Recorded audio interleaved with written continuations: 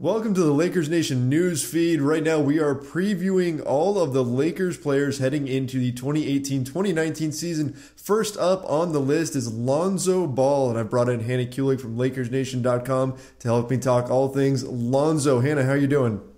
I'm doing great. Thank you for having me on. We got to talk Lonzo Ball. He's a pretty big question mark for this team going forward. Yeah, so let's talk a little bit about last season. What was it that you saw from Lonzo Ball that makes you excited to see him this next coming season? Okay, well, when I first think of Lonzo Ball, the first thing that comes to my mind is he has to remain healthy this season. We saw him miss, I think, 30 games last season, and that can just not happen. Another thing that he really needs to work on is his shooting this season. Last season, he did not shoot the ball well. He shot 36% from the floor, 30% from threes, and 42% from the free throw line, which is not okay at all. Ouch. I think I can actually shoot 42% from the free throw line. I think my record is like, no, I'm sure I can. So he is going to have to work on that going into this season. So what are you thinking about Lonzo so far, Trevor? Well, yeah, the free throw percentage is definitely a concern because we started to see teams at the end of last season turn to hack Lonzo, where they're putting him on the free throw line on purpose in order to either gain more possessions or get the ball back or just stop the Lakers offense. And if that's taking place and Lonzo can't convert from the free throw line, then you can't really play him. 42%, that doesn't work. He's got to get up to at least 65% or so, which isn't good for a guard, but it's at least good enough to where the hack Lonzo incentive isn't there so much because the points per possession will be high enough to where it doesn't make a whole lot of sense to go ahead and foul him unless teams are in a desperation situation. So yeah, it's going to be really important that he get that free throw percentage going and the three-point shooting. Of course, we know he had the knee injury in the offseason, so I'm not expecting to see a ton of new elements to Lonzo's game. I think the knee injury will prevent him from adding, say, like the runner or improve his attacking the basket, but I still think he can be a solid offensive piece if he can get that outside shot going and if he can get the free throw percentage back up, because we know he can be a good shooter. He just didn't show it so much last season. Exactly. And, one of the main concerns for me is because he did have that knee surgery this summer, so he really hasn't been able to practice and work as hard as I'm sure he would have liked it. I'm sure the coaching staff would have liked. We heard Magic Johnson say that this summer was the most important summer of Lonzo Ball's life. And unfortunately, he was not able to train the way he really should have been able to. So it is going to be a little bit of a question mark. I've been saying recently this is pretty much the biggest question mark for the Lakers moving into this season. Another thing in terms of his shooting that he's going to have to really improve on is because if he's going to play with LeBron James, which I'm assuming he's going to, obviously, he's going to have to probably play maybe a little bit more off the ball because both him and LeBron James are very used to having the ball in their hands. And at the end of the day, there's only one basketball. So if they're both going to be on the court together, he's going to have to be able to knock down that shot and learn to play a little bit more off the ball. Yeah, I'm not worried about Lonzo off the ball one bit. I think that the way he keeps the ball moving, he's not the typical point guard that pounds the rock and pounds the rock and pounds the rock.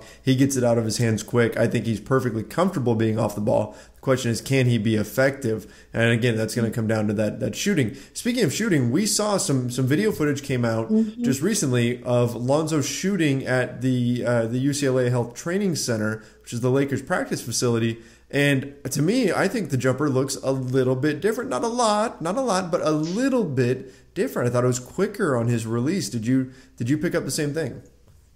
Yeah, no, I was really excited when I saw that video because it's always nice to see him working on that three-point shot. But yeah, he did look like he was shooting a little bit quicker, which is going to be, a good thing. Obviously, we know Luke Walton wants to push the pace. Lonzo likes to push the pace, so he's going to have to, continue to work on that stroke and getting it a little faster. But he looks good in that video, so I'm knocking on wood, but he looked good. Yeah, and you know what? It looked like it was hard to tell from just the one video, but it looked like the ball was maybe coming off on his release a little bit more in front instead of to the side of his face, which I think that could be a good sign for him as well if he can get his shooting on track. Let's talk real quick about the defensive end because I thought that was where he really shined last season. He was one of the best defenders in the league in terms of points per possession from the point guard position. So what can he bring defensively this season for the Lakers?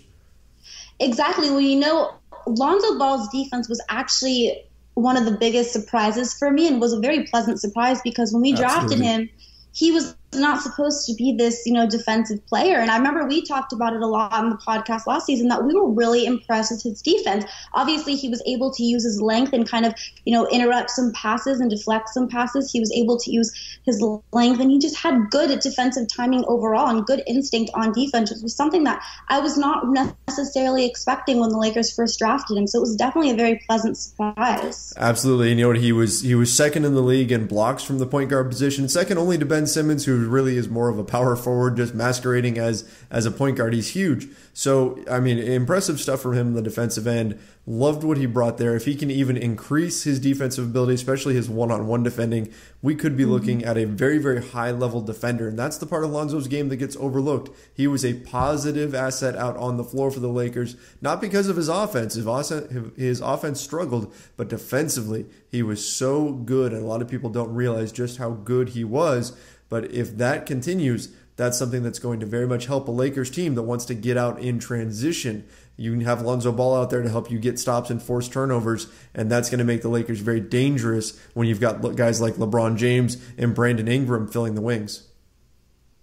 Oh, exactly. And so that's another thing. I think just moving forward, if Lonzo's able to, get his shot and make sure that his, shooting percentage goes up, which I think he definitely will. We saw his shooting continue to increase and get better as the season continued. Just unfortunately, he wasn't able to stay healthy. So when you're not able to stay healthy, you're not really able to make big improvements. But if he's able to really adjust his shot and get his shot flowing, then, along with that defense, we're looking for a really exciting season from Lonzo Ball. All right, last thing before we wrap up here. Lonzo Ball next season. Is he the team's starting point guard? Oh, yes, I definitely think. I think that's definitely the Lakers' plan. Unless come training camp he doesn't look like he's ready or he's not showing the improvements that people were expecting to, unless something really drastic has happened and he's just not ready for the season and not playing well, then I think he's going to be the Lakers' point guard. I think that's definitely the plan moving forward. But if for some reason he's not able to, we definitely have a good backup point guard in Rajon Rondo, who will be very excited to take that starting position for him, definitely. Yes, he would be, especially in a contract year. But it does feel like the Lakers have kind of brought in Rondo to be that safety net just in case Lonzo's not quite ready. And, what a great safety net to have. I think he's going to be a really nice mentor for Lonzo, and he's going to teach him a heck of a lot about the game. Well, Hannah, thanks so much for hopping on here and helping us preview Lonzo Ball's season. Next up, we're going to be talking about KCP, so be on the lookout for that one. Make sure you guys go follow Hannah on Twitter at Hannah_Kulik, and you can follow me at Trevor_Lane. Till next time, see ya.